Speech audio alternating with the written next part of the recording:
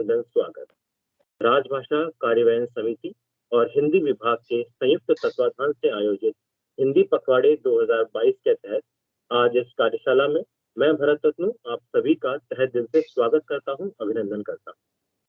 हमारे बीच महाविद्यालय के प्रधानाचार्य प्रोफेसर शिव कुमार सहदेव जी, राजभाषा कार्यान्वयन समिति की संयोजिका डॉक्टर ज्योति शर्मा जी, आज के हमारे वक्ता सुपरिचित राष्ट्रपति पुरस्कार से सम्मानित हिंदी भाषा के विशेषज्ञ और तकनीकी विद्य श्रीमान बालेंद्र शर्मा दादी जी, विभिन्न महाविद्यालयों एवं विश्वविद्यालयों से पधारे हुए शिक्षक, कार्यालय कर्मचारी व मेरे प्रिय विद्यार्थियों में आप सभी का इस कार्यशाला में स्वागत करता हूँ।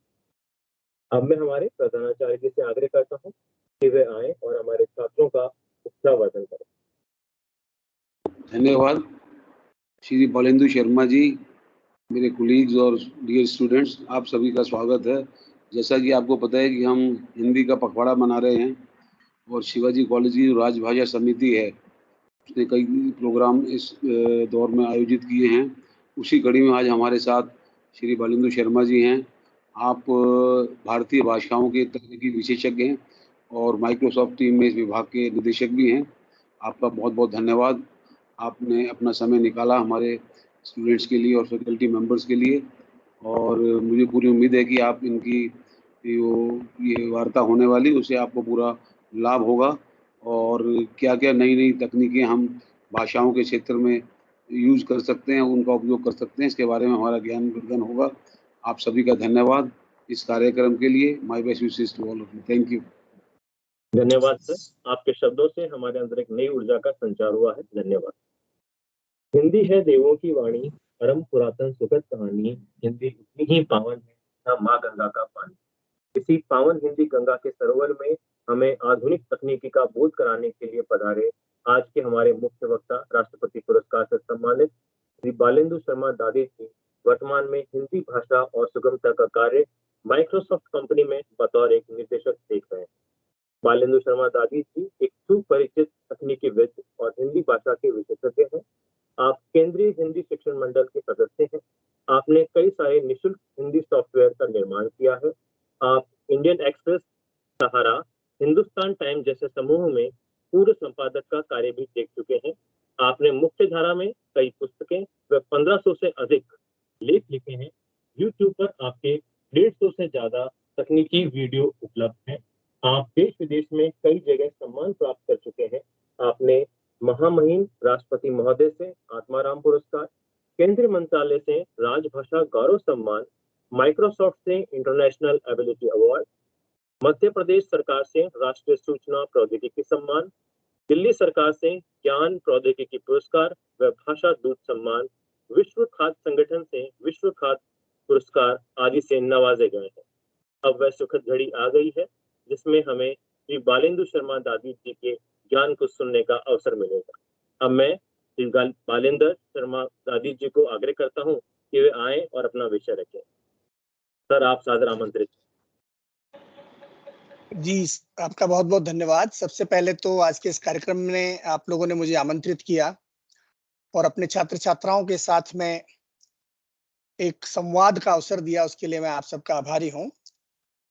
आदरणीय प्रिंसिपल साहब, अन्य गुरुजन वृंद तथा मेरे प्रिय छात्र छात्राओं, आज का जो कार्यक्रम है उसमें हमारी जो चर्चा है वो बुनियादी रूप से हम लोग टेक्नोलॉजी के बारे में करने वाले हैं, जो कि हिंदी का एक अलग पहलू है जिस पर अक्सर हम लोग चर्चा नहीं करते हैं। क्योंकि अक्सर जो हमारी चर्चाएं होती है वो हिंदी के भाषिक पक्ष के बारे में अधिक होती हैं या फिर वो हिंदी के साहित्यिक पक्ष की ओर अधिक होती हैं। किंतु आज हम उसका एक और अलग पहलू आपके सामने लाना चाहते हैं और आज उस पर चर्चा करना चाहते हैं, क्योंकि वो भी एक ऐसा पहलू है जहां पर हिंदी काफी मजबूत है और जिसके बारे में जानने की हम सब लोगों को बहुत अधिक आवश्यकता है। तो मैं अपनी स्क्रीन आपके साथ शेयर करूंगा और उसके साथ मैं अपनी बात आपके साथ में साझा करूंगा मित्रों। तो 1 सेकंड का समय मैं स्क्रीन शेयर करने के लिए लूंगा।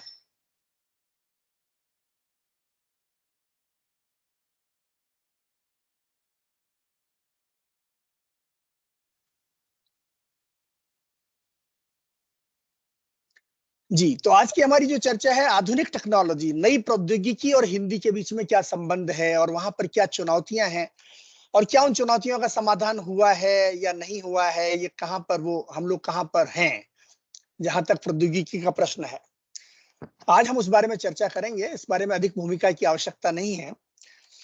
लेकिन सबसे पहले मैं ये कहना चाहूंगा कि आज का जो दौर है उसमें टेक्नोलॉजी की बात होनी जरूरी है। भले ही हमारा हमारा बैकग्राउंड या हमारी पृष्ठभूमि प्रौद्योगिकी की ना हो, तो भी प्रौद्योगिकी की चर्चा करना, प्रौद्योगिकी के करीब आना, प्रौद्योगिकी के बारे में जानना हम में से हर एक व्यक्ति के लिए, हर एक छात्र छात्रा के लिए, हर एक युवा के लिए आवश्यक है। क्योंकि ये जो नया जमाना चल रहा है, इसमें जो चीजें सर्वाधिक महत्वपूर्ण है किसी भी देश के आगे बढ़ने के लिए और किसी भी भाषा के आगे बढ़ने के लिए या उसके स्थायित्व के लिए, तो उनमें अन्य तमाम चीजों के अलावा साहित्य, शिक्षा, इतिहास, भाषा शास्त्र, भाषा विज्ञान आदि वो सब चीजें अपनी जगह बहुत महत्वपूर्ण है। किंतु उनके साथ साथ जो चीजें नए दौर में अधिक महत्वपूर्ण बन गई हैं वो है ये तकनीक, कारोबार और विज्ञान। जो भाषा इनके साथ में जुड़कर नहीं चल पाएगी संभवतः, उसको आने वाले वर्षों में अनेक चुनौतियां झेलनी पड़ सकती है। तो उसी संदर्भ में हम हिंदी और प्रौद्योगिकी की भी बात करते हैं। और यहाँ मेरी एक कविता मुझे याद आती है कि हम हिंदी के बारे में सिर्फ सम्मान की भावना रखें, गौरव की भावना रखें, वही पर्याप्त नहीं है।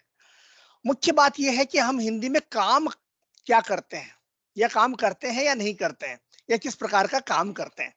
तो मेरी कविता की पंक्तियां इस प्रकार से हैं कि नहीं नारों के दम पर एक भी सीढ़ी चढ़ेगी, नतीजे हम दिखाएंगे तभी हिंदी बढ़ेगी।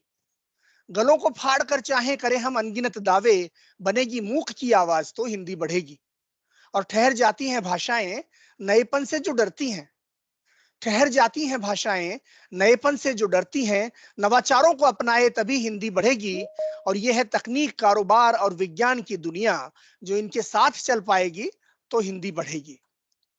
तो उस संदर्भ में आपको ये एहसास हो जाएगा कि हिंदी भाषा के लिए टेक्नोलॉजी के साथ में जुड़कर चलना कितना आवश्यक है आज के इस दौर में। मैं मेरी बात को आगे बढ़ाता हूं। तो मित्रों, जमाना बदल चुका है और जमाना जो है उसकी तो प्रवृत्ति है बदलना, वो निरंतर बदलता रहता है और आज एक बार फिर से वो बदल चुका है। तो वो जमाना निरंतर बदलता रहता है और आज एक बार फिर से हमारा जमाना जो है वो बदल रहा है। क्योंकि अंग्रेजी में एक कहावत है और कहावत इस प्रकार से है कि change is the only constant. बदलाव ही एकमात्र स्थायी चीज है पूरी दुनिया में। यदि कोई भी चीज स्थायी है तो वास्तव में वो परिवर्तन है। अब दोनों के बीच में कितना बड़ा विरोधाभास है, किंतु ये विरोधाभास जो है यही आज की परिस्थितियों को अभिव्यक्त करता है। तो मित्रों, जमाना बदल रहा है और जमाना निरंतर बदलता चला जा रहा है। अब ये बहुत सारे अर्थों में बदल रहा है और उन्हीं में से एक अर्थ इसको टेक्नोलॉजी से भी जोड़ता है। अगर मैं आपको आज के कुछ साल पीछे ले चलूं या आपके 2 या 3 दशक पीछे ले चलूं, जब कंप्यूटरीकरण की शुरुआत हो रही थी, तो उस दौर में हमारे यहाँ पर लोगों ने काफी प्रतिरोध किया था कंप्यूटराइजेशन का या कंप्यूटरीकरण का, क्योंकि उनको लगता था कि ये कंप्यूटर के आने से कहीं ऐसा तो नहीं है कि लोगों की नौकरियों पर संकट आ जाएगा, और कहीं ऐसा तो नहीं है कि जो पारंपरिक किस्म के जो काम हैं, जो कारोबार हैं, जो रोजगार हैं, उनके लिए संकट खड़ा हो जाए। तो बड़ा प्रतिरोध आता था, सरकारी संस्थानों में भी प्रतिरोध आता था और निजी क्षेत्र में भी देखने को मिलता था कि थोड़ा प्रतिरोध है। किंतु टेक्नोलॉजी को आना था, कंप्यूटरों को आना था, और वो टेक्नोलॉजी तो आ ही गई, क्योंकि आप और मैं या कोई भी शक्ति उसको टाल नहीं सकते। तो वो आना था और वो आ गई, और ये परिवर्तन जो था निरंतर चलता रहा और ये आज भी जारी है मित्रों। और जिस तरह से टेक्नोलॉजी के आसपास या उसके माध्यम से परिवर्तन हमारे बीच में घटित हुआ, उसी तरह से हमने ये भी देखा कि हमारे दफ्तरों में भी हमने, या हमारे कामकाज के तौर तरीकों में, या हमारे घरों में भी हमने बहुत सारा परिवर्तन घटित होते हुए देखा है इस अवधि में। और वो जो परिवर्तन था वो किस प्रकार का है, अगर उसको हम एक दृश्य का शक्ल देना चाहें, एक दृश्य की शक्ल देना चाहें, तो वो आपको इस फोटोग्राफ की तरफ मैं फ्लैशबैक में ले चलता हूं आपको। आज के 20-25 साल पहले हमारे दफ्तर इस प्रकार के हुआ करते थे, इस प्रकार की टेबलें होती थी, ऐसी मेजें होती थी जिन पर ऐसी फाइलें और ऐसे फोल्डर रखे रहते थे। और यहाँ पर बैठे हुए जो लोग थे वो इन फाइलों और फोल्डरों के बीच संघर्ष करते रहते थे और अपना काम किसी तरह से वो चलाते रहते थे। तो ये वो दौर था कंप्यूटराइजेशन से पहले का। और हमारे देश में उस समय 1990 के दशक के शुरुआत में जब उदारीकरण का दौर शुरू हुआ तो बहुत सारे बदलाव हमारे देश में शुरू हुए, और बदलावों का जो वो दौर था उसको हमने अपने आसपास भी महसूस करना शुरू किया। तो 2000 के आसपास हमारे देश में कंप्यूटराइजेशन या कंप्यूटरीकरण ने गति पकड़ी, और उसके बाद हमने देखा कि आने वाले 2-4 साल, 5 साल, 10 साल के भीतर हमारे दफ्तरों की जो काया थी वो पलट गई। उनका कायाकल्प हो गया, वो इस प्रकार के दिखाई देने लगे। जो टेबलें थी वो बदल गई, कुर्सियां थी वो बदल गई, और जो फाइलें और फोल्डर हुआ करते थे कंप्यूटरों के जो जो टेबलों के ऊपर, वो कंप्यूटरों के भीतर चले गए। तो इस प्रकार की दृश्यावली आम हो गई हमारे दफ्तरों में, हमारे शिक्षण संस्थानों में, क्योंकि परिवर्तन आ रहा था। और इस परिवर्तन का नेतृत्व कर रही थी, कुछ हद तक इसका नेतृत्व कर रही थी टेक्नोलॉजी, और दूसरा इसका नेतृत्व कर रहा था बाजार या अर्थव्यवस्था, क्योंकि हमारे देश में एक तरफ तकनीक लोकप्रिय हो रही थी और दूसरी तरफ हमारा उदारीकरण लोक बढ़ता चला जा रहा था। हमारा वैश्वीकरण की दिशा में हमारा एकीकरण होता चला जा रहा था, और उसके साथ में हमारे देश की प्रति व्यक्ति आय बढ़ने लगी। और हम इस स्थिति में आए कि हम एक रूपांतरण की तरफ बढ़ सकें, चाहे वो भौतिक रूपांतरण हो या वो डिजिटल रूपांतरण हो या विभिन्न अन्य प्रकार का रूपांतरण हो। तो ये दृश्य आपने देखा सन 2000 के आसपास। और तब हमें लगा कि शायद अब तो, चूंकि उस दौरान इंटरनेट भी आ चुका था, कंप्यूटर भी आ चुके थे, तो लगा कि अब तो सब चीजें बड़े आराम से चलने लगी हैं, तो अब तो ठीक है, अब क्या तकनीकी बदलाव आएगा, अब तो हम एक अच्छी स्थिति में हैं। मोबाइल फोन भी आ गए थे इसी दौर में, तो अब ठीक है, सब कुछ अब लगभग स्थिर हो गया, अब क्या बदलाव आएगा। लेकिन तब हमने देखा कि कुछ साल बाद, सन 2010 के बाद, हमने देखा कि लैपटॉप की प्रधानता होने लगी। लैपटॉप लगभग हर छात्र छात्रा के हाथ में लैपटॉप आने लगा, दफ्तरों में काम करने वाले लोगों के हाथ में लैपटॉप आने लगा, और बहुत सारा बदलाव एक बार फिर हमको देखने को मिला। एक छोटी सी जो डिवाइस थी, इसने हमें टेबलों पर रखे हुए भारी भरकम कंप्यूटर की कैद से मुक्त कर दिया, और अब कंप्यूटर हमारे साथ में बिल्कुल उसी तरह से चलने लगा जैसे महिलाएं एक पर्स लेकर के चलती हैं। तो इतना आसान हो गया, और उसके साथ ही मोबाइल और लैपटॉप के जरिए टेक्नोलॉजी हमारे साथ साथ चलने लगी। यानी हर समय हम लोग प्रौद्योगिकी की दृष्टि से सक्षम थे। हर समय हम कहीं भी बाहर जा रहे हो तो मोबाइल फोन हमारे हाथ में है, घर में काम कर रहे हैं तो लैपटॉप हमारे हाथ में है, दफ्तरों में है तो लैपटॉप हमारे हाथ में है। और उसके साथ ही साथ आपने देखा कि उस दौरान एक सांस्कृतिक बदलाव भी हमें देखने लगा, कार्य संस्कृति में बदलाव देखने को मिला। और वो बदलाव क्या था कि एक खुली संस्कृति का आगमन हुआ। तो आप जो लोग हैं, आप जो छात्र छात्राएं और आज के जो युवा हैं, आप लोग जब आए, और आप लोगों को अक्सर मिलेनियल्स कहा जाता है, जो सन 2000 के आसपास या उसके 2-4 साल पहले या 2-4 साल बाद जिनका जन्म हुआ है, वो मिलेनियल्स जब शिक्षण संस्थानों में आए या फिर वो दफ्तरों में आए, तो अपने साथ में खुली हवा भी लेकर के आए, एक अनौपचारिक माहौल भी लेके आए, जो आपको यहाँ पर दिखाई दे रहा है। तो ये बदलाव की जो प्रक्रिया थी, ये सिर्फ टेक्नोलॉजी तक सीमित नहीं रही, बल्कि हमारे दैनिक जीवन में, हमारे आम जीवन में, हमारे दफ्तरों में और हमारे शिक्षण संस्थानों के हवा में भी ये बदलाव दिखाई देने लगा, जो आज भी जारी है। तो 2015 के आसपास जब ऐसा हुआ, तो तब हमें लगा कि चलो अब तो लैपटॉप भी आ गए, अब तो टेक्नोलॉजी हमेशा हमारे साथ है, हम लोग एम्पावर्ड हैं, अब हम काम आसानी से कर सकते हैं, चाहे हम अपनी भाषा में करना चाहें या किसी दूसरी भाषा में करना चाहें। तब तक ज्यादातर युक्तियां आ चुकी थी जिनके जरिए हम अपनी भाषाओं में काम करने में सक्षम हो चुके थे। और तब हमें लगा कि अब क्या बदलाव आएगा तकनीकी दृष्टि से, शायद हो चुका जो कुछ होना था। लेकिन हमने देखा 5 साल बाद, जब कोविड का आक्रमण हुआ पूरी दुनिया पर, जब पेंडेमिक आया, एक महामारी आई दुनिया पर, और उसके बाद इतनी बड़ी चुनौती आई कि लोग अपने घरों में कैद होने के लिए मजबूर हो गए, लॉकडाउन आ गए, और तब टेक्नोलॉजी ने अपने आप को एक बार फिर से पुनर्परिभाषित किया और पुनर्प्रस्तुत किया, और उसने मानवता के समक्ष मौजूद इस चुनौती का समाधान करने में मानवता के साथ कंधे से कंधा मिलाकर लड़ना शुरू किया। और आपने देखा कि उस समय कोलैबोरेशन के सारे जो एप्लीकेशंस हैं वो लोकप्रिय हो गए, साथ साथ काम करने के, सहकर्म के, कोलैबोरेशन के, वीडियो कॉन्फ्रेंसिंग के, रिमोट वर्क के, ये जो एप्लीकेशंस थे, ये उस समय लोकप्रिय हुए, जिनमें माइक्रोसॉफ्ट टीम्स, जिस पर इस समय हम ये जो सत्र है ये ले रहे हैं, ये भी उनमें शामिल था। और उसी तरह से कुछ अन्य एप्लीकेशंस भी आए, जैसे जूम नाम का एक एप्लीकेशन आया, उसी समय सिस्को की तरफ से वेबएक्स नाम का एक एप्लीकेशन आया, जो थोड़ा उससे पहले ही आ चुका था, लेकिन उस दौरान इनकी आवश्यकता काफी अधिक बढ़ गई और इन्होंने हम सबको सक्षम बनाया कि हम मानवता के समक्ष उस संकट के दौर में भी अपना काम जारी रख सकें, जिसको अंग्रेजी में हम लोगों ने नाम दिया continuity, business continuity, educational continuity, यानी निरंतरता बनी रहे। तो हमारी टेक्नोलॉजी ने उस दौर में हम सबका साथ दिया निरंतरता को बनाए रखने के लिए। और जो एक जमाने में हमने देखा था कि हमारी फाइलें और फोल्डर कंप्यूटरों के भीतर चले गए थे, लेकिन ये ऐसा दौर आया मित्रों कि इसमें हम सब खुद ही कंप्यूटरों के भीतर चले गए।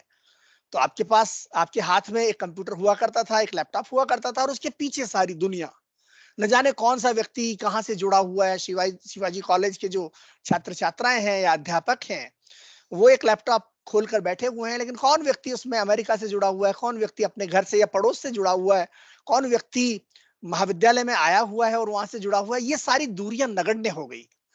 हम किसी जमाने में विश्वग्राम की बात किया करते थे इंटरनेट के संदर्भ में कि इंटरनेट ने पूरी दुनिया को एक विश्वग्राम में तब्दील कर दिया, लेकिन हमने वास्तव में विश्वग्राम को घटित होते हुए देखा इस पेंडेमिक के दौरान, जब न सिर्फ विश्वग्राम बल्कि एक वैश्विक परिवार का हमें एक रूप दिखाई दिया हमारे अपने छोटे से कंप्यूटर के भीतर या हमारे छोटे से मोबाइल फोन की स्क्रीन के भीतर। तो टेक्नोलॉजी निरंतर बदलाव लाती रही और ये बदलाव आज भी जारी है मित्रों, आज भी ये सिलसिला जारी है और ये बदलाव आगे भी जारी रहेगा, क्योंकि मैंने जैसा कि आपसे जिक्र किया कि change is the only constant, बदलाव ही एकमात्र जरूरी चीज है। लेकिन इसमें लाभ ये हुआ कि इस बदलाव के दौरान बहुत सारी ऐसी तकनीकें आ गई हमारी अपनी भाषा में भी, जिन्होंने ये सुनिश्चित किया कि हम लोग निरंतर उत्पादक बने रहें, हम प्रोडक्टिव बने रहें, तमाम चुनौतियों का सामना करते हुए भी हम अपना काम सुचारू रूप से चलाते रहे। तो उसी समय हमने ये भी महसूस किया कि हमारी भाषा हमारा रास्ता रोकती नहीं है। इस सहकर्म के माहौल में हमने देखा कि हम लोग एक दूसरे से जुड़े हुए हैं और हम अपनी भाषा में जुड़े हुए हैं। यहाँ पर कोई ऐसी चुनौती मौजूद नहीं है कि किसी खास भाषा को रोक दिया जाए कि आप इसमें प्रवेश नहीं कर पाएंगी, नहीं, ऐसा नहीं है। और उस समय हमें एहसास हुआ कि हम अपनी ये जो हमारे सत्र हैं इनमें टिप्पणियां अपनी भाषा में कर सकते हैं, चैट अपनी भाषा में कर पा रहे हैं, बोल अपनी भाषा में पा रहे हैं, हम कैप्शंस अपनी भाषा में बना पा रहे हैं, सबटाइटल्स अपनी भाषा में बना पा रहे हैं और न जाने क्या कुछ हम अपनी भाषा में कर पा रहे हैं। क्योंकि टेक्नोलॉजी हमारी भाषाओं को रोकती नहीं और हमारी भाषाओं का इस्तेमाल करने वाले लोगों का रास्ता रोकती नहीं है, बल्कि उनका रास्ता सुगम बनाती है। तो आइए इस पर एक छोटा सा वीडियो देखते हैं और अपनी बात को थोड़ा सा आगे बढ़ाते हैं एक दिलचस्प अंदाज में। जो पहला शब्द कहा तुमने इस भाषा में कहा, इस भाषा में सुनी तुमने दादी माँ से कहानी, एक था राजा एक थी रानी। फिर होते चले गए तुम इस भाषा में शब्द नए नए, कुछ हवा से तेज, कुछ बादलों से हल्के। इस भाषा से तुमने खेलना सीखा, शब्दों को टटोलना सीखा। शब्द थे वही पर मतलब बदला, बदला सोचने का ढंग। ये भाषा जो है तुम्हारे अपनों की भाषा, तुम्हारे सपनों की भाषा, दिल की भाषा और दिमाग की भाषा, आज की भाषा, आने वाले कल की भाषा। तो क्यों ना हो टेक्नोलॉजी का साथ भी इसी भाषा में।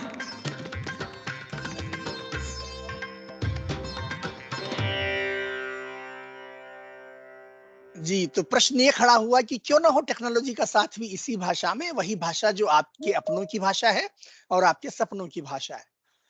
तो वास्तव में हमारी भाषा में इतना कार्य प्रौद्योगिकी के संदर्भ में हो चुका है कि कोई भी रुकावट वहां पर हमें हमारी भाषाओं के लिए दिखाई नहीं देती।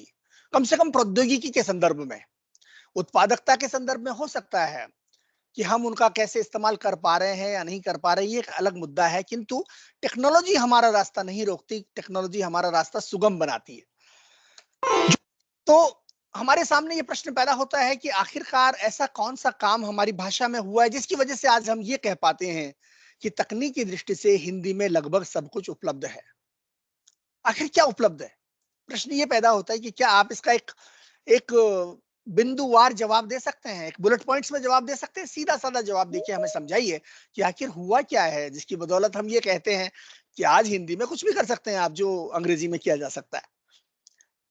तो जी हाँ, इसका बिंदुवार जवाब देना अगर हम चाहेंगे तो हम इसको इस प्रकार से अभिव्यक्त करेंगे कि भारतीय भाषाओं में और खासतौर पर हिंदी में 5 बड़े क्षेत्रों में काम हुआ है जो आपको यहाँ पर दिखाई दे रहे हैं।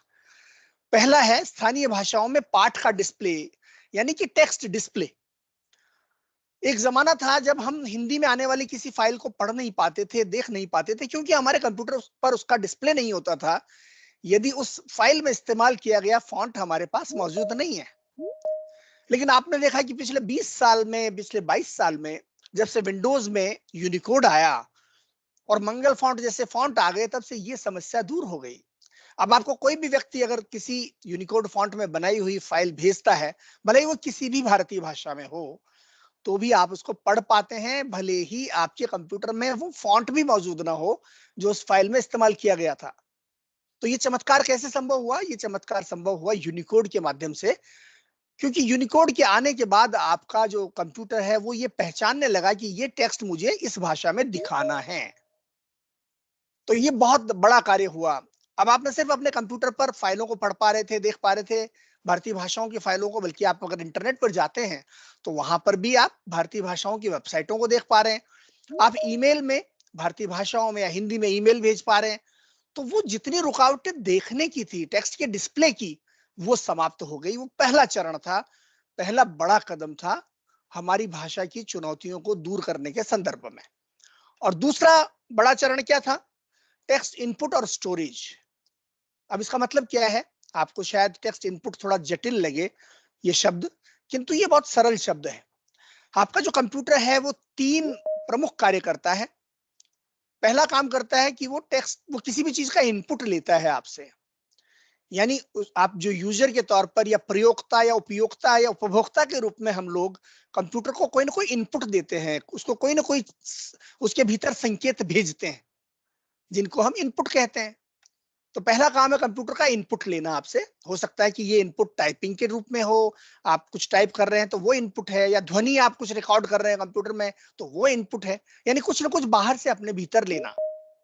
उसके बाद दूसरा काम कंप्यूटर करता है प्रोसेसिंग। हम जो संकेत भेजते हैं उनको वो प्रोसेस करता है, प्रसंस्करण करता है, भीतर कुछ प्रक्रियाएं चलती हैं। और तीसरा है आउटपुट, यानी कंप्यूटर हमें कुछ ना कुछ परिणाम देता है। हो सकता है कि आपने कुछ टाइप किया, उसको स्क्रीन पर कंप्यूटर ने दिखा दिया तो वो भी आउटपुट है। आपने प्रिंट आउट ले लिया तो वो भी आउटपुट है। आपने किसी को कोई संदेश भेज दिया तो वो भी आउटपुट है। यानी आपने अपने कंप्यूटर से किसी दूसरे माध्यम पर किसी प्रकार से परिणाम प्राप्त कर लिया तो वो आउटपुट है। तो 3 बड़े काम है कंप्यूटर के, इनपुट, प्रोसेसिंग और आउटपुट, सरल शब्दों में।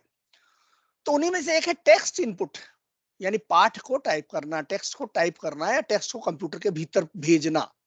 तो ये दूसरी बड़ी चुनौती थी भारतीय भाषाओं के संदर्भ में, जो दूर हो गई यूनिकोड के आने के बाद, और माइक्रोसॉफ्ट विंडोज में खासतौर पर जब यूनिकोड का समर्थन उपलब्ध कराया गया उसके बाद।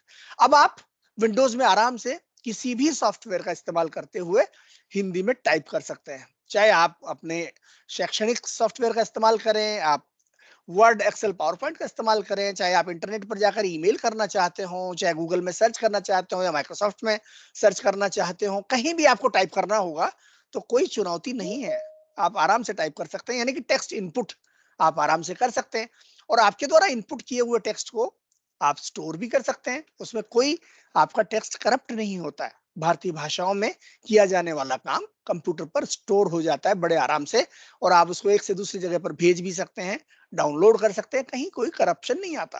तो ये दूसरा ये बड़ा काम है, पहला टेक्स्ट का डिस्प्ले, दूसरा टेक्स्ट का इनपुट। तीसरा बड़ा काम हुआ है लोकलाइजेशन। और लोकलाइजेशन का तात्पर्य क्या है?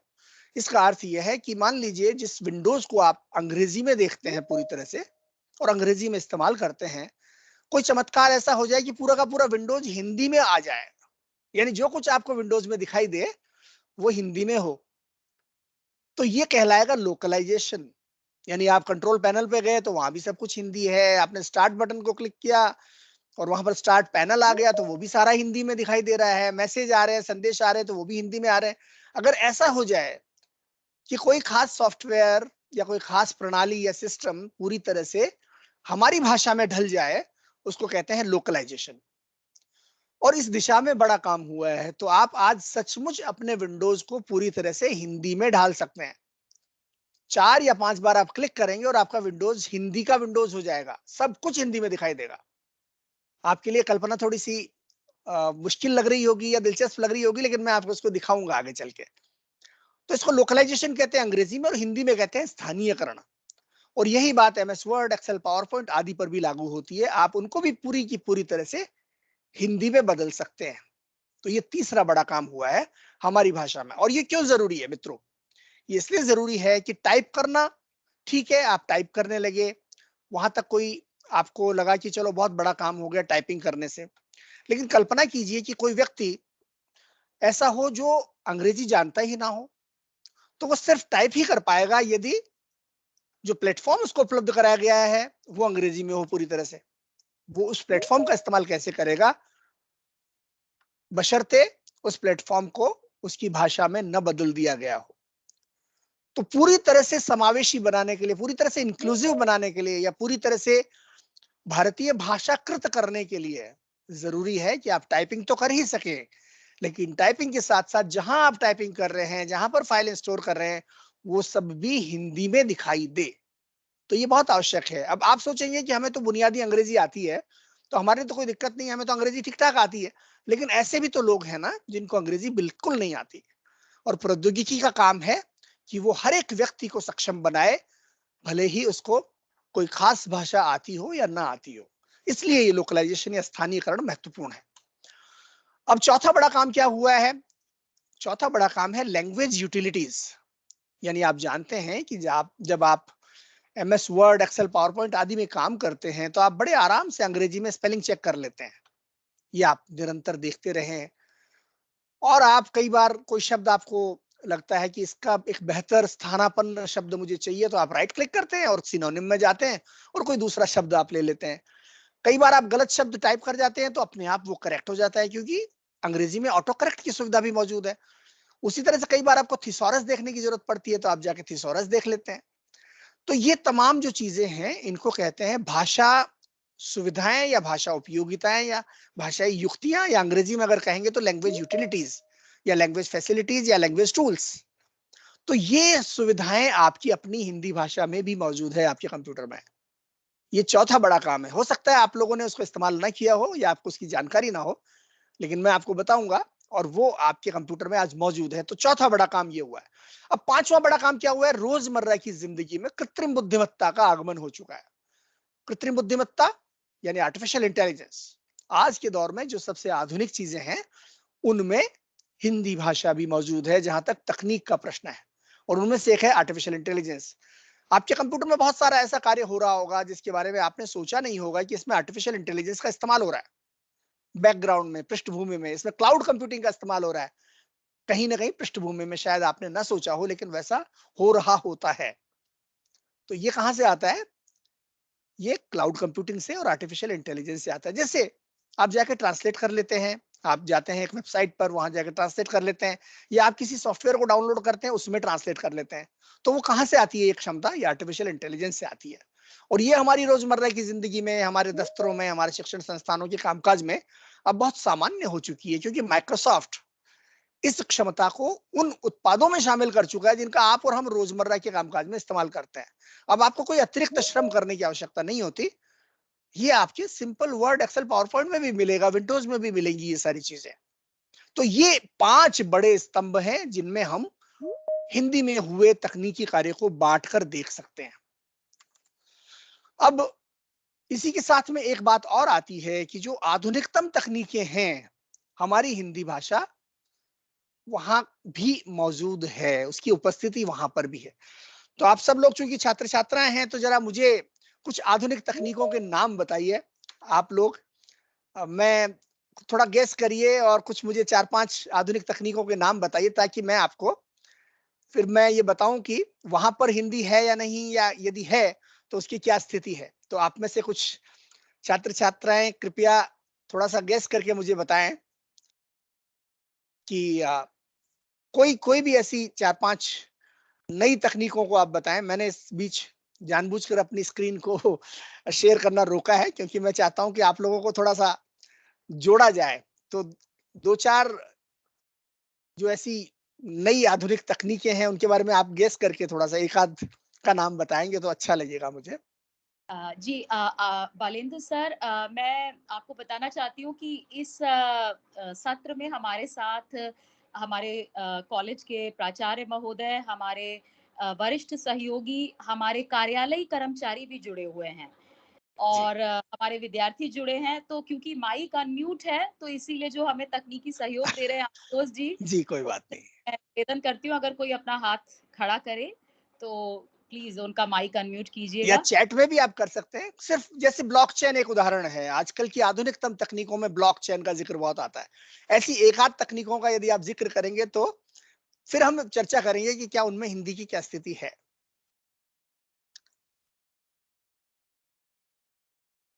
जी, तो अगर आप में से कोई चैट में लिखकर बताए तो बहुत अच्छा रहेगा। बिल्कुल।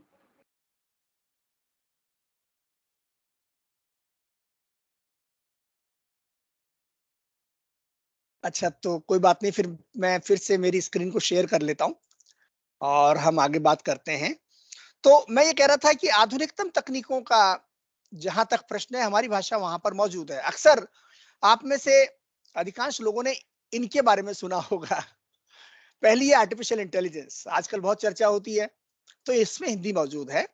एक और है जिसका नाम है इंटरनेट ऑफ थिंग्स, यानी कि जब उपकरणों के भीतर भी कंप्यूटिंग की क्षमता आ जाए। उदाहरण के तौर पर आपने देखा होगा कि आजकल अमेजॉन की एक डिवाइस आती है, एक स्पीकर आता है, स्मार्ट स्पीकर, जिसका नाम है एलेक्सा। और आप एलेक्सा के साथ में बात कर सकते हैं। आप उसको बोल सकते हैं कि एलेक्सा मुझे बताओ इंटरनेट पे आज क्या खबरें हैं भारत के बारे में, तो एलेक्सा आपको बता देती है। एक उपकरण, स्पीकर है, लेकिन वो आपको बताता है। और ये किस श्रेणी में आता है? ये इंटरनेट ऑफ थिंग्स की श्रेणी में आता है। इसी तरह से कोलैबोरेशन एक आधुनिक तकनीक है जिसका इस्तेमाल इस समय हम लोग कर रहे हैं। ये टीम्स जो है ये कोलैबोरेशन प्लेटफॉर्म ही है, तो ये भी आधुनिक तकनीकों की श्रेणी में आता है और यहाँ भी हिंदी भाषा मौजूद है।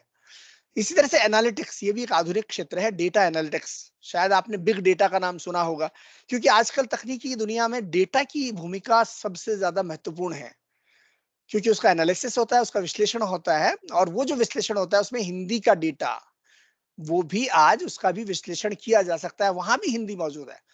और अंत में क्लाउड कंप्यूटिंग का नाम आपने सुना होगा, तो क्लाउड कंप्यूटिंग में भी हिंदी मौजूद है। तो एक एक करके हम इनको देखेंगे भी और उसके बाद और आगे बढ़ेंगे। तो सबसे पहले क्लाउड कंप्यूटिंग। क्लाउड कंप्यूटिंग क्या होती है? क्लाउड कंप्यूटिंग का मतलब ये है कि जो सॉफ्टवेयर या जो क्षमता या जो तकनीकी सुविधा आपके कंप्यूटर में मौजूद नहीं है, फिर भी आप उसका इस्तेमाल कर पा रहे हैं।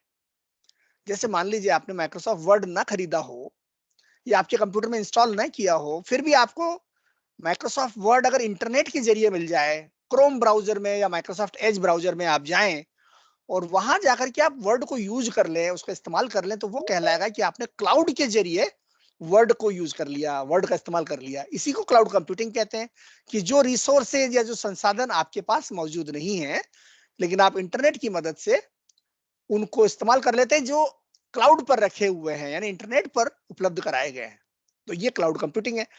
तो इसका उदाहरण देखते हैं हम लोग कि ये मैं आपको व्यावहारिक रूप से कैसे दिखा सकता हूं। तो मैं आपको ले चलता हूं इस ब्राउजर में, और ये जो ब्राउजर है ये माइक्रोसॉफ्ट एज ब्राउजर है। यहां जाके मैं लिखूंगा office.com। office.com मैंने लिखा और देखिए ये पेज खुल गया ऑफिस, और यहाँ पर ये बाईं तरफ यहाँ पर बहुत सारे एप्लीकेशंस दिखाए जा रहे हैं। ये एप्स, ये सारे क्लाउड के जरिए यानी इंटरनेट के जरिए उपलब्ध हैं। अगर मैं इनमें से वर्ड पर क्लिक करता हूं तो बिल्कुल वर्ड जैसा आपका आप कंप्यूटर में इस्तेमाल करते हैं वैसा ही आ गया। लेकिन ये कहां से आ रहा है? ये क्रोम के भीतर, आपके ब्राउजर के भीतर से आ रहा है या एज ब्राउजर के भीतर से आ रहा है। तो यहां मैं नए ब्लैंक डॉक्यूमेंट पर क्लिक करता हूं और उसके बाद मैं यहां पर काम करना शुरू कर देता हूं। और ये जो आपको माइक्रोसॉफ्ट वर्ड यहां पर दिखाई दे रहा है मित्रों, ये आया है क्लाउड से, ये आपके कंप्यूटर में नहीं है। तो इसको बोलते हैं क्लाउड कंप्यूटिंग। और आप चाहें तो यहां पर हिंदी में भी आप काम कर सकते हैं।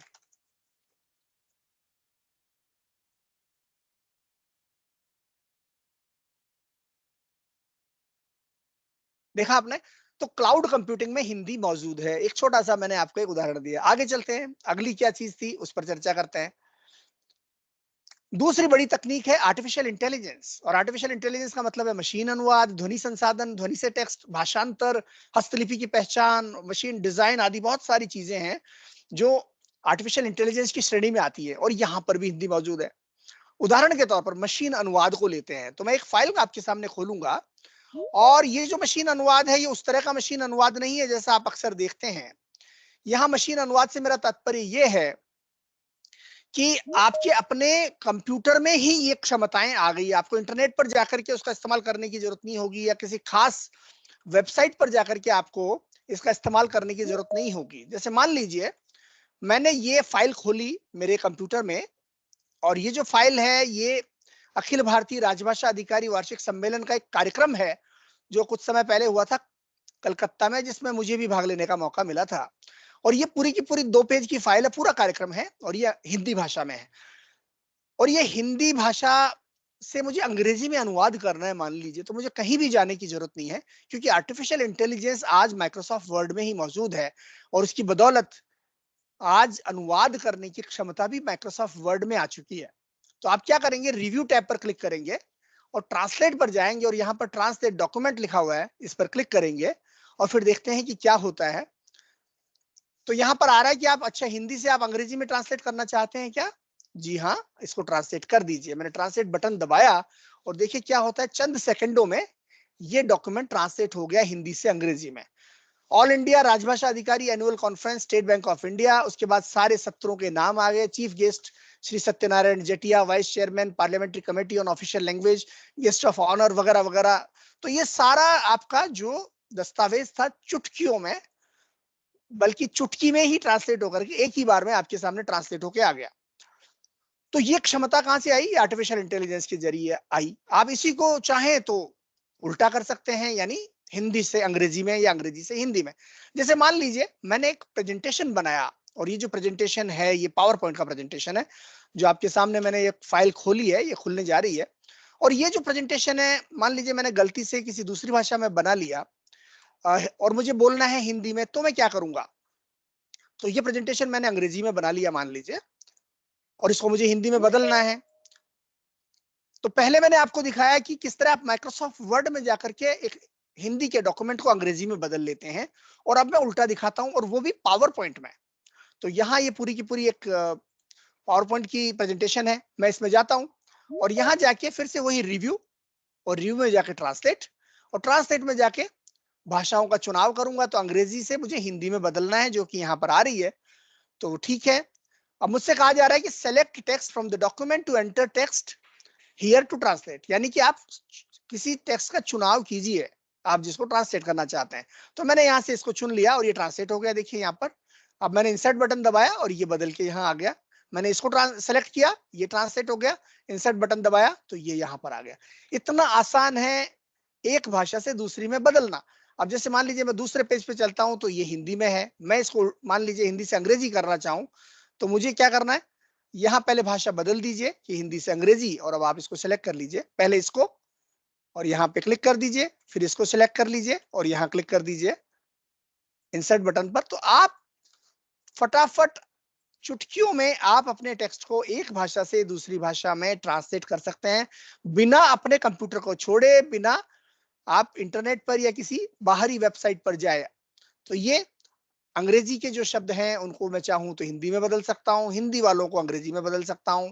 ये लीजिए, आपके ऊपर जो कंज्यूमर है या उपभोक्ता है, कंज्यूमर इज द किंग, तो वो आपको यहाँ पर दिखाई दे रहा है। आप जो चाहें जैसे चाहें बदलिए, जिस भाषा को चाहें बदलिए। अब आप चाहें तो किसी अन्य भारतीय भाषा में भी बदल सकते हैं, और ये आपके ऊपर निर्भर करता है। तो इस हद तक क्षमताएं आपके कंप्यूटर में आ चुकी हैं, जो कि बेहद आसानी से इस्तेमाल की जा सकती हैं, और वो आपके आंखों के सामने यहाँ पर आपको दिखाई दे रही है। तो ये बड़े बदलाव आए हैं हमारी भाषाओं में, और उनके साथ ही साथ हम बहुत ज्यादा सक्षम होते चले जा रहे हैं, क्योंकि हमारा कितना कार्य यहाँ पर सरल हो गया। आप देखिए कि ये जो आपकी प्रेजेंटेशन थी, इसमें डिजाइन भी है, इसमें भाषा भी है, इसमें टेक्स्ट भी है। यहाँ पर डिजाइन को डिस्टर्ब नहीं किया गया है, उसको छेड़े बिना आपका ट्रांसलेशन संपन्न होता है। तो ये एक बड़ी बात है। अब एक और बात आती है कि आपने मशीन अनुवाद को देख लिया दोनों रूपों में, लेकिन कई लोग ऐसे होंगे जो संभवतः ये चुनौती महसूस करते हैं कि हिंदी भाषा में काम करना मेरे लिए बहुत बड़ी चुनौती है। तो वैसे तो आप जानते हैं कि आपके विंडोज में 2 तरह के बहुत अच्छे कीबोर्ड आते हैं हिंदी में काम करने के लिए, जिसमें से एक का नाम है इनस्क्रिप्ट और दूसरे का नाम है हिंदी फोनेटिक। ये 2 कीबोर्ड आते हैं जो आपको लैंग्वेज वाली सेटिंग्स में मिलेंगे। आप जैसे यहाँ पर लिखेंगे लैंग्वेज अपने कंप्यूटर में, और आप लैंग्वेज सेटिंग्स में जब जाते हैं तो यहाँ पर देखिए ऐड ए लैंग्वेज, यानी एक भाषा को जोड़ना। यहाँ पर किसी भी भाषा को जोड़ सकते हैं यहाँ क्लिक करके। इस बहुत सारी भाषाएं दिखाई जा रही है, इसमें से जिसको आप चुनेंगे और नेक्स्ट बटन दबाएंगे वो भाषा आपके कंप्यूटर में आ जाएगी। तो एक तो आप भाषाओं को जोड़ सकते हैं, और दूसरा इन भाषाओं में काम करने के लिए टाइपिंग के कई तरीके आते हैं, उनको भी आप जोड़ सकते हैं। जैसे दो तरीके मैंने जोड़े हुए हैं, एक का नाम है हिंदी ट्रेडिशनल इंस्क्रिप्ट और दूसरे का नाम है हिंदी फोनेटिक। तो आपके कंप्यूटर में टाइपिंग करने के अनेक तरीके मौजूद हैं। जैसे मैं इस समय इंस्क्रिप्ट का प्रयोग कर रहा हूं और मैं टाइप कर पा रहा हूं। जैसे मान लीजिए मैं लिखता हूं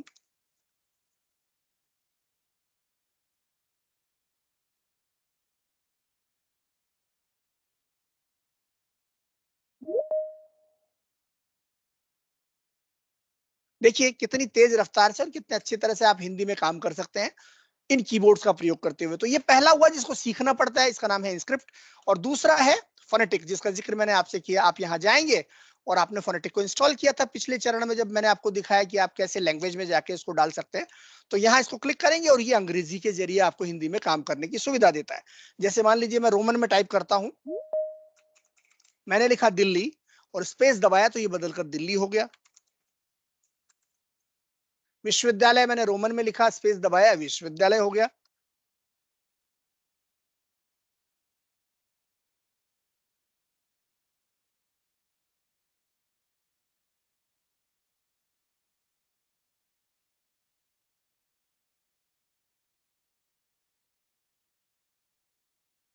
देखा आपने, मैंने डॉट लगाया तो अपने आप पूर्ण विराम में बदल गया, बिल्कुल डिट्टो आप टाइप कर पा रहे हैं। लेकिन टाइप करने के दो अलग अलग मैकेनिज्म या दो प्रणालियां आपके कंप्यूटर में मौजूद है। ये विंडोज से आती हैं और विंडोज में आप जाके लैंग्वेज के भीतर जाके इन सेटिंग्स को देख सकते हैं। अब ये करने के बाद लेकिन हो सकता है कोई व्यक्ति ऐसा ना कर पाए, या टाइपिंग ना जानता हो, या वो हिंदी भी उतनी ना जानता हो, हिंदी को लिखना ना जानता हो लेकिन बोलना जानता है। तो यहाँ आर्टिफिशियल इंटेलिजेंस का फिर से आगमन होता है और वो आपको सक्षम बनाती है कि आप हिंदी भाषा में बोलकर टाइप कर सकते हैं माइक्रोसॉफ्ट वर्ड के भीतर। कहीं आपको बाहर नहीं जाना है, आपको मोबाइल फोन में नहीं टाइप करना है कि वहां से कॉपी करके फिर आप यहां लाएंगे, नहीं। आप एमएस वर्ड के भीतर ये काम कर सकते हैं। कैसे? आप होम टैब में जाएंगे और होम टैब में आपको डिक्टेट नाम का एक बटन दिखाई देता है, डिक्टेट। इस पर क्लिक करेंगे और आप बोलना शुरू करेंगे और जो आप बोलेंगे वो टाइप होना शुरू हो जाएगा। आइए देखते हैं। मेरे युवा छात्र छात्राओं को बालेंदु शर्मा दाधीच का नमस्कार, पूर्ण विराम। आज आपके इस कार्यक्रम में आकर मुझे अत्यंत हर्ष का अनुभव हो रहा है, पूर्ण विराम। मुझे उम्मीद है कि आज की इस कार्यशाला में आपको कुछ नया और उपयोगी जानने को मिल रहा होगा, पूर्ण विराम। क्यों, कुछ अच्छा लग रहा है ना? प्रश्नवाचक। तो ये आर्टिफिशियल इंटेलिजेंस है और ये आर्टिफिशियल इंटेलिजेंस भारतीय भाषाओं में, आपकी अपनी हिंदी भाषा में है, और ये उसकी शक्ति है कि आपको किस प्रकार से सशक्त बनाती है। तो ये एक और उदाहरण हुआ। अब कई बार क्या होता है कि जैसे आपने जो टाइप किया, आर्टिफिशियल इंटेलिजेंस का एक और पहलू मैं आपको दिखाना चाहूंगा। एक तो आपने देखा है कि आप बोलते हैं वो टाइप हो जाता है, यानी स्पीच टू टेक्स्ट। लेकिन इसी को अगर उल्टा कर दिया जाए, टेक्स्ट टू स्पीच, तो क्या आपके कंप्यूटर के पास ये क्षमता भी है कि वो आपकी भाषा में बोल सके? तो जी हाँ, ये क्षमता भी उसके पास है, और ये भी आर्टिफिशियल इंटेलिजेंस से आती है। कैसे आती है, आइए देखते हैं। मैं आपको ले चलूंगा वही माइक्रोसॉफ्ट वर्ड में, आपको ले चलूंगा रिव्यू टैब में। वर्ड के रिव्यू टैब में जाके रीड अलाउड लिखा हुआ है, यहाँ पर इस बटन पर आप क्लिक करेंगे और देखिए कंप्यूटर आपकी भाषा में, हमारी हिंदी भाषा में बोलना शुरू कर देगा। और ऐसे बोलेगा जैसे आपको ये लगेगा कि वास्तव में कोई इंसान बोल रहा है। ये वैसी कंप्यूटर वाली भाषा नहीं है जो एक पहले किसी जमाने में आया करती थी ना, रोबोटिक लैंग्वेज या रोबोटिक डिक्शन या रोबोटिक प्रोनाउंसिएशन, वैसा नहीं है। इतना ज्यादा एडवांसमेंट आ चुका है, इतनी ज्यादा प्रगति हो चुकी है इस क्षेत्र में, भारतीय भाषाओं की कंप्यूटिंग के क्षेत्र में, कि बेहद स्वाभाविक लगने वाला उच्चारण आपका कंप्यूटर करता है आपकी अपनी भाषा में। आइए देखते हैं कि वो कैसे बोलता है। तो मैं चलता हूं रिव्यू में और यहां जाके मैंने रीड अलाउड पर क्लिक किया और अब देखिए। मेरे युवा छात्र छात्राओं को बालेंदु शर्मा दाधीच का नमस्कार। आज आपके इस कार्यक्रम में आकर मुझे अत्यंत हर्ष का अनुभव हो रहा है। मुझे उम्मीद है कि आज के इस कार्यशाला में आपको कुछ नया और उपयोगी जानने को मिल रहा होगा। क्यों कुछ अच्छा लग रहा है ना? देखा आपने कि ये उच्चारण, अगर मान लीजिए मैं क्यों पर एक प्रश्नवाचक लगा देता हूँ, क्षमा करें अल्प विराम लगा देता हूँ, तो देखते हैं कि वो यहाँ पर थोड़ा सा रुकता है या नहीं रुकता है। क्यों कुछ अच्छा लग रहा है ना? तो ये प्रश्नवाचक को भी देख रहा है, अल्प विराम को देख रहा है, पूर्ण विराम को देख रहा है आपका कंप्यूटर, और आपकी स्वाभाविक भाषा में बोल रहा है। अब इसके बहुत सारे उपयोग भी हो सकते हैं। आप चाहें तो अपने कार्यक्रमों के लिए इसका इस्तेमाल एक एंकर के रूप में कर सकते हैं। आपको खाली स्क्रिप्ट लिखनी है और कंप्यूटर बोल रहा है, यदि पृष्ठभूमि से आपको बोलना है। और बहुत सारे अन्य इसके उपयोग भी हो सकते हैं। उदाहरण के तौर पर जो लोग दृष्टिबाधित मित्र हैं हमारे, वो कंप्यूटर पर काम करने के लिए ध्वनि का इस्तेमाल करते हैं, क्योंकि वो देख नहीं सकते, किंतु ध्वनि उनके लिए एक दूसरा माध्यम बन जाती है। और ऐसे हमारे मित्र जब कंप्यूटर पर काम करना चाहते हैं, चाहे उनको कंप्यूटर पर टाइप करना हो तो भी एक स्क्रीन रीडर का इस्तेमाल करते हैं, और सुनना हो कि क्या काम हो चुका है तो भी वो एक स्क्रीन रीडर का इस्तेमाल करते हैं। और वो कहां पर हैं, किस परिवेश में है, कौन सा सॉफ्टवेयर खोला हुआ है, फाइल का नाम क्या है, ये तमाम सूचनाएं जानने के लिए वो स्क्रीन रीडर का इस्तेमाल करते हैं हमारे दृष्टिबाधित मित्र। और हमारी तकनीक उनके भी साथ है, क्योंकि हर एक व्यक्ति को टेक्नोलॉजी सशक्त बनाना चाहती है। कम से कम उसकी नीयत हर एक व्यक्ति को सशक्त बनाने की है। तो अगर आप आपके विंडोज में चलते हैं, तो विंडोज में आपको एक एप्लीकेशन मिलेगा जो कि एक निशुल्क स्क्रीन रीडर है, जिसका इस्तेमाल हमारे दृष्टिबाधित मित्र कर सकते हैं, और उसका नाम है नैरेटर, विंडोज नैरेटर। और वो आपको न सिर्फ पढ़कर सुनाता है, बल्कि वो आपको काम करने में भी मदद करता है। आप एक एक कैरेक्टर जब आप टाइप करेंगे, तो एक एक कैरेक्टर को, आप एक एक अक्षर को आपको पढ़कर सुनाएगा। आप कहां पर हैं, कौन सा सॉफ्टवेयर खोला हुआ है, वो पढ़कर सुनाएगा। आप नेविगेट करना चाहते हैं, जैसे 10 पेज की फाइल है, आप सोचिए कि एक दृष्टिबाधित जो व्यक्ति है, वो किसी खास पैरे पर जाना चाहे तो कैसे जाएगा, क्योंकि वो देख नहीं सकता। लेकिन नैरेटर की मदद से वो चौथा पैरा, पांचवा पैरा, 25वां पैरा, छठा पेज, तीसरा पैरा, तीसरी लाइन, दूसरा शब्द, सब कुछ वो कंट्रोल कर सकता है। और ये सब क्षमताएं न सिर्फ निशुल्क उपलब्ध है आपके विंडोज में, बल्कि आपकी अपनी भाषा में भी उपलब्ध है। तो ये मैंने आपको इसकी एक झलक दी कि कैसे वो आपका कंप्यूटर बोलकर सुना रहा है इस बात को। तो इसके अपने बहुत सारे प्रयोग हो सकते हैं।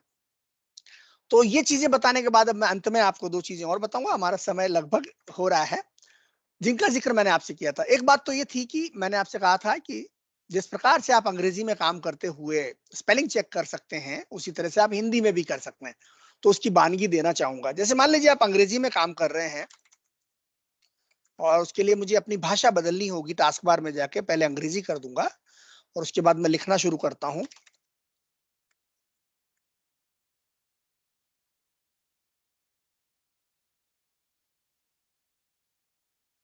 तो देखिए यहां पर ऑटो करेक्ट हो गया।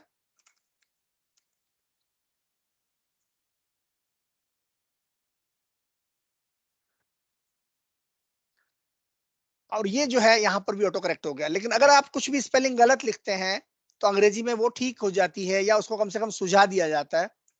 जैसे मान लीजिए मैं लोकभा लिख दिया लोकसभा की जगह, तो आप देख रहे हैं कि ये दिखाया जा रहा है कि ये गलत है ना। और आप चाहें तो इसको बदल सकते हैं। इसी तरह से आपने एक और चीज देखी होगी कि अंग्रेजी में जब आप किसी भी शब्द का इस्तेमाल करते हैं, जैसे किंग है या ये फाइटिंग है, मान लीजिए आपने फाइट शब्द का इस्तेमाल किया या पीपल का इस्तेमाल किया, इस पर आप राइट क्लिक करते हैं और यहाँ सिनोनिम्स में जाते हैं, तो यहाँ पर आपको पीपल का सिनोनिम आ रहा है इंडिविजुअल्स, पर्सन, सिटीजन्स वगैरह वगैरह, है ना। तो ये सारी सुविधाएं अनायास ही आपको अंग्रेजी भाषा में उपलब्ध होती है। लेकिन क्या ये जो सुविधाएं हैं हमारी हिंदी भाषा में भी उपलब्ध है क्या? तो आइए मैं आपको इसकी झलक दूंगा कि ये उपलब्ध है। और आपको करना क्या होता है इसको सक्रिय करने के लिए, आप अपने वर्ड में जाते हैं, यहाँ रिव्यू टैब में जाते हैं, और यहाँ पर लैंग्वेज नाम का बटन है, आप इसमें जाएंगे और यहाँ पर लैंग्वेज प्रेफरेंसेस पर क्लिक करेंगे।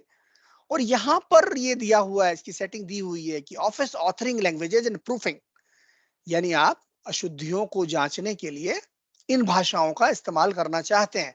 यहाँ पर ऐड लैंग्वेज के जरिए आप कोई भी भाषा जोड़ सकते हैं। मैंने यहाँ पर हिंदी, मराठी, बंगला को जोड़ा हुआ है, तो इन भाषाओं में मैं स्पेलिंग चेक कर सकता हूं। मुझे क्या करना पड़ा, सिर्फ मैं एमएस वर्ड में आया, रिव्यू में आया, यहाँ लैंग्वेज में गया, लैंग्वेज प्रेफरेंसेस, और यहाँ मैंने उस भाषा को जोड़ दिया ऐड ए लैंग्वेज नीचे वाले बॉक्स में। और अब इसके बाद देखिए क्या होता है। अब मैं अगर कुछ अशुद्ध लिखता हूं हिंदी में, जैसे मान लीजिए मैं पहले हिंदी का कीबोर्ड बदल लेता हूं, तो मेरा कंप्यूटर, मेरा एमएस वर्ड इसको पहचान रहा है कि भैया ये तो अशुद्ध है, ये शुद्ध है, उसको कोई दिक्कत नहीं। ये अशुद्ध है, ये शुद्ध है। तो आपकी स्पेलिंग चेक हो रही है हिंदी भाषा में, पहली बात। दूसरी बात, मान लीजिए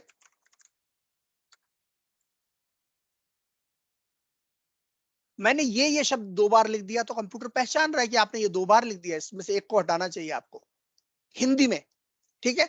अब मान लीजिए मैं यहाँ कविता पर जाता हूँ, इसको शुद्ध करना चाहूँ, तो मैंने राइट क्लिक किया, तो यहाँ पर कविता हिंदी में आ गया, जैसे वहां अंग्रेजी में आ रहा था। क्यों? क्योंकि मैंने रिव्यू में जाकर के एक भाषा की प्रूफिंग को ऐड कर दिया था। तो यहाँ मैंने कविता पर क्लिक किया और ये कविता मेरी शुद्ध हो गई। लोकसभा पर राइट क्लिक करता हूँ, ये कह रहा है लोकसभा होना चाहिए, और मैंने किया और ये सही हो गया। तो देखा आपने कि आपकी भाषा में आपका कंप्यूटर स्पेलिंग चेक कर पा रहा है। अब दूसरा, जो मैंने आपसे थिसॉरस की बात की थी कि अंग्रेजी में थिसॉरस का प्रयोग किया जाता है, सिनोनिम्स का प्रयोग किया जाता है, तो वो आप हिंदी में भी कर सकते हैं। कैसे? आप इस पर राइट क्लिक करेंगे इस शब्द पर, उसी तरह जैसे अंग्रेजी में कर रहे थे, और सिनोनिम्स पर जाएंगे, और सिनोनिम्स में देखिए इस बार क्या दिखाया जा रहा है, हिंदी में दिखाया जा रहा है। काव्य, पद्य और नज्म, 3 इन्होंने समानार्थक आपको प्रस्तुत किए हैं, इनमें से जिसको चाहे आप ले सकते हैं, और ये हिंदी में सुविधा का आप इस्तेमाल कर सकते हैं। इसी तरह से ऑटो करेक्ट की सुविधा भी हिंदी में मौजूद है। कई बार आपके अशुद्ध शब्दों को कंप्यूटर अपने आप ठीक कर देगा। तो ये सुविधा आपकी भाषा में मौजूद है। और अंतिम बात, मैंने आपसे लोकलाइजेशन की बात की थी कि सिर्फ टाइपिंग करना अपनी भाषा में ही महत्वपूर्ण नहीं है, उस माहौल को, उस परिस्थिति को, उस सिस्टम को, उस वातावरण को भी हिंदी में करना जरूरी है, क्योंकि जरूरी नहीं है कि कोई हर व्यक्ति अंग्रेजी जानता हो। तो ये जो आपको यहाँ पर सब कुछ अंग्रेजी में दिखाई दे रहा है, हो सकता है कोई व्यक्ति इसको भी ना समझता हो। तो क्या कंप्यूटर उसके लिए नहीं है? क्या डिजिटल टेक्नोलॉजी ऐसे व्यक्ति के लिए नहीं है जो इनको नहीं जानता या अंग्रेजी नहीं जानता? जी नहीं, वो टेक्नोलॉजी उनके लिए भी है, भले ही वो सिर्फ हिंदी जानता हो या सिर्फ बंगला जानता हो या सिर्फ पंजाबी जानता हो। वो व्यक्ति भी उतना ही हकदार है कंप्यूटर का इस्तेमाल करने का या मोबाइल का इस्तेमाल करने का, जितना कि अंग्रेजी जानने वाले। और अंग्रेजी जानना कोई अनिवार्यता नहीं है अगर आप कंप्यूटर पर काम करना चाहते हैं या किसी डिजिटल टेक्नोलॉजी में काम करना चाहते हैं। तो लेकिन वो पूरी तरह से कब होगा संभव? यदि आप इस पूरे के पूरे माहौल को हिंदी में कर दें। जो कुछ सामने आंखों के सामने दिखाई दे रहा है, पूरा अगर हिंदी में आ जाए, तो फिर कोई चुनौती नहीं बचती, क्योंकि हम टाइप कर पा रहे हैं, शुद्धियां ठीक पर अशुद्धियां ठीक कर पा रहे हैं, बोलकर हम संवाद कर पा रहे हैं, कंप्यूटर हमारी भाषा बोल रहा है, और यहाँ तक कि ये सब भी हम हिंदी में देख पा रहे हैं। तो फिर ये माना जाएगा कि हिंदी में 100%, कम से कम लगभग 100% तकनीकी सक्षमता आज आ चुकी है, और हिंदी के सामने कोई बाधा नहीं है। लेकिन हम ऐसा कैसे करेंगे? हम फिर से यहाँ रिव्यू में जाएंगे, लैंग्वेज में जाएंगे, उसी जगह जाएंगे लैंग्वेज प्रेफरेंसेज में, और अब की बार ऊपर वाला जो बॉक्स है, इसमें हिंदी मैंने जोड़ी हुई है। ऐड लैंग्वेज की जगह पर हिंदी मैंने पहले से जोड़ी हुई है। आप इस पर क्लिक करेंगे और इसको वरीयता क्रम में ऊपर ले जाएंगे। अभी नंबर 2 पर है, यानी अंग्रेजी मैंने वरीयता बनाई हुई है, तो अंग्रेजी में दिखाई दे रहा है। इसको मैं यहाँ क्लिक करके मूव अप कर दूंगा, यानी इसको ऊपर ले जाइए, ये मेरी वरीयता है, ये भाषा। तो मैंने ये क्लिक करके ओके बटन दबाया, और जब दबाया तो मुझसे कहा जा रहा है कि आप एक बार वर्ड को बंद करके दोबारा स्टार्ट कीजिए, फिर देखिए क्या होता है। तो मैंने कहा ओके ठीक है, और मैंने वर्ड को बंद कर दिया, और अब मैं वर्ड को दोबारा स्टार्ट करता हूँ, शुरू करता हूँ। ये आपके सामने शुरू हो रहा है, और अब देखिए वर्ड में सब कुछ, जो कुछ आ रहा है सब कुछ अंग्रेजी में। यहाँ तक कि ये जैसे मैसेज आया अभी यहाँ पर, ये सब कुछ हिंदी में है। आप जहां जाएंगे, जो देखेंगे, सब कुछ हिंदी में आपको दिखाई देगा। आपको कुछ खोजना है तो हिंदी में, आपको किसी भी टैब में जाएंगे वो हिंदी में, संदेश आएंगे हिंदी में, डिजाइन करेंगे तो हिंदी में, सब कुछ हिंदी में। यानी कि यूजर इंटरफेस या मुखावरण या लुक एंड फील या एनवायरमेंट, सब कुछ हिंदी में। तो ये होने के बाद स्पष्ट है कि हमारे सामने, हिंदी में काम करने वाले लोगों के सामने, कम से कम टेक्नोलॉजी की ओर से कोई चुनौती शेष नहीं रह गई है। और यही बात कहते हुए मैं अपनी बात समाप्त करना चाहूंगा। मुझे उम्मीद है कि मैं आपको कुछ नया दिखा सका। बहुत बहुत आप सबका धन्यवाद। बहुत बहुत धन्यवाद, आभार। मुझे तो कुछ ऐसा प्रतीत हो रहा था कि कुछ कुछ जादूगर है, और वो हिंदी भाषा के साथ अंग्रेजी भाषा का हिंदी को बिल्कुल इधर उधर कर रहे हैं। पर एक हिंदी और तकनीकी के बीच में एक बांध देखते थे, जिसको बहुत ही सहजता से आपने बिल्कुल छोटा करके इतने सारे पैडल बांध के बना दिए कि हम हिंदी के साथ जी वहीं भी कैसे भी जोड़ सकते हैं। मैं हिंदी का विद्यार्थी नहीं हूँ, लेकिन उसके बाद भी मुझे इससे इनका आवाज होता है, बोध होता है। कितनी सहजता से आपने समझाया है कि हर कोई इसको समझ पाएगा। बहुत बहुत धन्यवाद, आभार सर आपका। अब मैं सबसे अनुरोध करता हूँ, किसी के पास कोई जिज्ञासा हो, कोई प्रश्न हो तो पूछ सकते हैं, अपना हैंड रेज करके, अपना हाथ उठा के।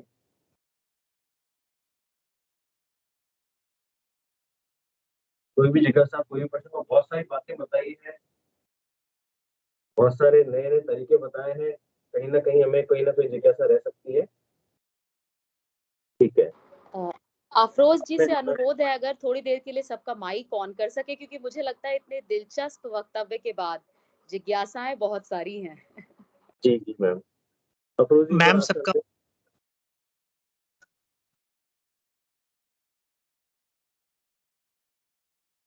जी अफरोज जी। बालेंदु सर नमस्कार। जी नमस्कार। सर मैं तरुण शिवाजी कॉलेज में पढ़ाता हूँ हिंदी। जी आपका वक्तव्य शानदार था, और आप जो शनिवार शाम को जो हमें बताते हैं ना सर, तो वो तो हम ले ही रहे हैं आपकी क्लासेस, तो इसमें तो कोई शक ही नहीं है, बहुत अच्छा था सर। और मेरा ना बड़ा ये मासूम सा सवाल है, शायद आपको लगे बड़ी छोटी सी बात पूछते हैं। वो जो आपने ऑटो करेक्ट वाला बताया ना सर हिंदी में, वो बहुत अच्छा था, लेकिन ये बताइए अगर पूरा टेक्स्ट हमारे पास हो, हमारे पास पहले से ही टाइप ना कर रहे हो, हमारे पास टेक्स्ट हिंदी में हो और उसमें हम ऑटो करेक्ट देखना चाहें, तो क्या वो भी संभव है? स्पेलिंग चेक, उसमें स्पेलिंग चेक आप देख सकते हैं। आप सारा सेलेक्ट करेंगे और एक साथ स्पेलिंग चेक हो जाएगी। क्या वो ठीक भी कर सकते हैं हम? हाँ ठीक कर सकते हैं, जी, बिल्कुल बिल्कुल ठीक कर ठीक, सकते धन्यवाद सर, धन्यवाद। और भी किसी की जिज्ञासाएं हो तो हाथ पर उठा के बता सकते हैं। हैंड रेज का ऑप्शन है नीचे। ठीक है, अब मैं हमारे शिवाजी कॉलेज राजभाषा समिति की संयोजिका और इस कार्यक्रम की संयोजिका डॉक्टर ज्योति मैम को आमंत्रित करता हूं कि वे आए और धन्यवाद ज्ञापन करें। हैं। भारत जी, मैं एक टिप्पणी और करना चाहूंगा, क्योंकि अभी जी, जी। उन्होंने जो जिक्र किया कि वो फेसबुक वाला जी, बिल्कुल। असल में हम लोग एक देखिए, हमारे युवाओं को टेक्नोलॉजी से जोड़ने के लिए और चीजों को या जटिलताओं को सरल करने के लिए हम एक मुहिम चलाते हैं, और उस मुहिम का नाम है हम हिंदी मीडियम। यानी हम लोग जो हिंदी माध्यम से आते हैं उनको कौशल प्रदान करने के लिए एक मुहिम चलाते हैं हम लोग, जो निःशुल्क है, पूरी तरह से एक कम्युनिटी आधारित कार्य है। तो आपके छात्र छात्राएं यदि उसके साथ जुड़ना चाहें तो उनका स्वागत है। मैं यहाँ पर आपकी चैट में उसका एड्रेस लिख देता हूँ फेसबुक का, यदि वो चाहें तो वहां पर एक नजर डाल सकते हैं। और आपको अगर उपयोगी लगे, क्योंकि आप ही लोगों के लिए है, हमारे समाज में लोगों को कैसे तकनीकी जो एक जटिलताएं हैं उनसे कैसे छुटकारा मिले, और कैसे हम लोग तकनीक के ज्यादा करीब आए, अपने आप को ज्यादा बेहतर बनाएं, नए कौशल या नए स्किल्स हम लोग डेवलप कर सकें, ये उसके बारे में है। तो मैं एक अपना खाली उसका एड्रेस, एक वेब एड्रेस डाल रहा हूँ, यूआरएल, उसको यदि कोई उचित समझे तो आप उससे जुड़ सकते हैं। जी, बहुत चैट बहुत में धन्यवाद, देखिएगा। आभार आपका। धन्यवाद। जरूर हम इससे जुड़ेंगे एक और सेकंड ज्योति जी, मैं एक सेकंड के लिए बोलना चाहता हूँ। जी सर। जी जरूर सर, हमारे वरिष्ठ हमारे सहयोगी हैं और हिंदी विभाग के प्रभारी हैं, आदरणीय प्रोफेसर वीरेंद्र भारद्वाज सर। जी सर। मालेंद्र जी नमस्कार, और बहुत ही रोचक ज्ञानवर्धक ये आपकी प्रस्तुति थी। तो समस्या ये है कि आज चाहकर भी ना 10-5 मिनट, मैं जैसे क्लास से आया तो 12 बजे 2 मिनट पहले ही जोड़ी मैंने, मैं 12 बजे से ही जुड़ना। अब यहाँ कोई इंटरनेट की पता नहीं क्या समस्या थी, वो टीम के साथ वो पासवर्ड ये, तो शुरू का अंश कुछ मिस किया मैंने। अब आपसे हमारी गुजारिश ये, और ये उधार है हमारी, हमारा निवेदन है, और इस निवेदन में आप बिल्कुल प्यार भरा निवेदन ही मानना, क्या हम आपसे रूबरू एक वक्तव्य चाहते हैं। मतलब कि आप चूंकि रोज इस तरह की प्रस्तुतियां, इस तरह के संदेश कार्यक्रम आप करते रहते हैं, तो आपके लिए तो बिल्कुल टिप्स पे आई हुई है सारी चीजें, है ना, बिल्कुल एकदम आसान, और है भी आसान। जैसे इस्तेमाल करेंगे उतनी ही आसान होती भी जाएंगी, जितनी खूबसूरती से आपने बताया, जित आसानी से। और इसका एक बार प्रैक्टिकल जब सामने होंगे ना, तो कभी हमें जरूर समय दीजिएगा शिवाजी कॉलेज को, कि हम छात्रों के साथ आपसे रूबरू होते हुए सीधे, आप ये अपना सामने ही दिखा रहे हो, हम वही पूछ रहे हो, कोई बात पूछनी हो आप, जैसे आपका जो स्टाइल था वो बिल्कुल वही था, संवादात्मक, लेकिन कम्युनिकेशन एक तरफा रहा। और इसका कभी आप संभव हो सके तो ज्योति जी हमारी लगातार संपर्क में रहती हैं, इस तरह के कार्यक्रम आयोजित करती रहती हैं।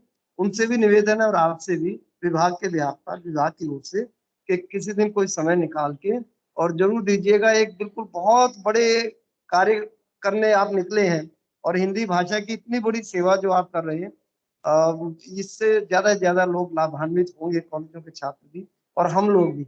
तो ये एक निवेदन ही था, और आपके कार्यक्रम के लिए फिर से आपका बहुत शुक्रिया था। फॉर्मल औपचारिक धन्यवाद अब हमारी ज्योति जी करेंगी। आप जरूर आने का वायदा करें अगर संभव हो तो। धन्यवाद।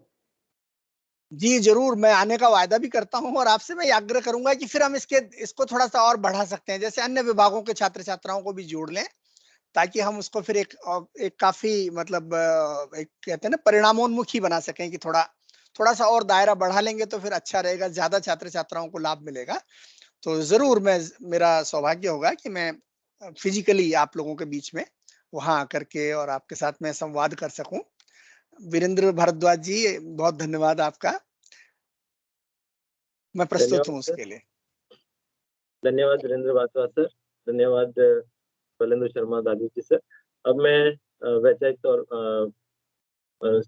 ज्योति मैम को आगे करता हूँ कि वे आए और धन्यवाद ज्ञापन दें।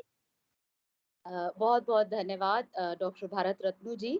और सबसे पहले तो आपको बधाई बहुत सुंदर संचालन के लिए। और हालांकि प्रोफेसर वीरेंद्र भारद्वाज सर सारी बातें कह चुके हैं, और उनके कहने के बाद मुझे लगता है कुछ कहना शेष नहीं बचा, लेकिन फिर भी मैं भी मोह संवरण नहीं कर पा रही हूँ। आदरणीय श्री बालेंदु शर्मा दाधीच जी को हमारे पूरे शिवाजी परिवार की ओर से धन्यवाद ज्ञापित करने के लिए। हमारा राजभाषा कार्यान्वयन समिति, जिसकी ओर से ये पहली कार्यशाला आयोजित की गई, और हिंदी विभाग शिवाजी कॉलेज का पूर्ण सहयोग हमें इस कार्यक्रम को आयोजित करने में मिला। तो दोनों ही हमारा हिंदी विभाग और राजभाषा कार्यान्वयन समिति के संयुक्त तत्वाधान में ये कार्यशाला संपन्न हुई। और मुझे ये देखकर बहुत प्रसन्नता हुई कि पूरे कार्यक्रम में 80-85 के आसपास प्रतिभागी बने रहे। और इसका पूरा का पूरा जो श्रेय है वो श्री बालेंदु शर्मा दाधीच जी को जाता है, क्योंकि जिस दिलचस्पी को उन्होंने दर्शकों की, जो श्रोता हैं उनकी दिलचस्पी को बनाए रखा, शुरू से लेकर अंत तक उनकी जिज्ञासाओं का शमन किया, और नए नए जो बड़े ही, जैसा कि भारत रत्नू जी ने कहा कि हिंदी और तकनीक के बीच एक पुल बांधने का काम आज उन्होंने यहाँ किया। और प्रोफेसर वीरेंद्र भारद्वाज सर और हमारे प्राचार्य महोदय दोनों ने ही आपसे अनुरोध किया है कि निश्चित तौर पर हम आपको सुनना चाहेंगे, कॉलेज में आपसे साक्षात रूबरू आपके सामने आपको सुनना चाहेंगे। और एक और बात मैं यहाँ पर साझा करना चाहती हूँ और धन्यवाद भी ज्ञापित करना चाहती हूँ हमारे प्रतिभागियों का, जिसमें दिल्ली विश्वविद्यालय के दूसरे कॉलेजों से भी शिक्षक हमारे साथ जुड़े हुए थे। मैं देख पा रही थी कि आदरणीय डॉक्टर मंजू शर्मा जी कालिंदी कॉलेज से हमारे साथ जुड़ी हुई थी। हंसराज कॉलेज के कुछ प्राध्यापक हमारे साथ जुड़े हुए थे। कार्यालयी कर्मचारी देशबंधु कॉलेज से, हंसराज कॉलेज से, शिवाजी कॉलेज के तो बहुत सारे, हमारे सारे ही कार्यालय कर्मचारी यहाँ पर काफी लोग जुड़े हुए थे। हमारे राजभाषा कार्यान्वयन समिति के तमाम सदस्य जो अलग अलग विभागों से हैं, जो विज्ञान से भी हैं, वाणिज्य से भी हैं, और ह्यूमैनिटी मानविकी से भी हैं, वे भी हमारे साथ जुड़े। और साथ ही साथ हिंदी विभाग के हमारे साथी, जिनके सहयोग के बिना ये कार्यक्रम संभव नहीं था, हमारे साथ जुड़े। और हमारे प्राचार्य महोदय का धन्यवाद, जिनका सहयोग, जिनका समर्थन हमें इस कार्यक्रम के आयोजन में मिला। तो आप सभी का मैं धन्यवाद करती हूँ। और सबसे अधिक धन्यवाद श्री अफरोज जी का, जो तकनीकी रूप से इस कार्यक्रम को संभाल रहे थे। पुनः श्री बालेंदु शर्मा दाधीच जी को धन्यवाद ज्ञापित करते हुए, इस आशा के साथ कि एक बार फिर हमें उन्हें सुनने का मौका मिलेगा और वे शिवाजी कॉलेज में आएंगे, हमारे बीच आएंगे। और न केवल उनके वक्तव्य, बल्कि जैसा कि आदरणीय प्रोफेसर वीरेंद्र भारद्वाज सर ने कहा कि अपने सवालों को भी साक्षात रूप से पूछने का मौका हमें मिलेगा, क्योंकि बहुत दिलचस्प बातें आपने यहाँ पर रखी। जैसा कि तरुण जी ने भी आपसे सवाल पूछा कि कई बार हम हिंदी में टाइप करते, जैसे अभी राजभाषा कार्यान्वयन समिति का जो मूल्यांकन हुआ उस दौरान हमने काफी समस्याएं झेली और हमें लगा कि हिंदी में काम तो करते आ रहे हैं, लेकिन तकनीक के साथ जोड़कर जब काम करते हैं तो कैसे कैसे सुचारू रूप से, व्यवस्थित रूप से काम किया जाए। तो इन तमाम चीजों को, जानकारियों को जानने के लिए, सीखने के लिए हम आपको आमंत्रित करेंगे। और बालेंदु सर, सच में आज आपका पूरा वक्तव्य जितने व्यवस्थित रूप में आप उसे एक धारा प्रवाह बहाकर ले जा रहे थे, तो कोई भी व्यक्ति उस धारा से बाहर निकलने की गुस्ताखी नहीं कर सकता था। निश्चित तौर पर राष्ट्रपति सम्मान से सम्मानित आदरणीय श्री बालेंदु शर्मा दाधीच जी का हम सबके बीच आना पूरे शिवाजी परिवार के लिए गर्व की बात है और हम आपको पुनः धन्यवाद ज्ञापित करते हैं। धन्यवाद सर। जी, बहुत बहुत आप सबका धन्यवाद और पुनः फिर हम कभी मिलेंगे। धन्यवाद, नमस्कार। नमस्कार। धन्यवाद मैडम, धन्यवाद। मीटिंग सब लीव कर सकते हैं। धन्यवाद। धन्यवाद सर।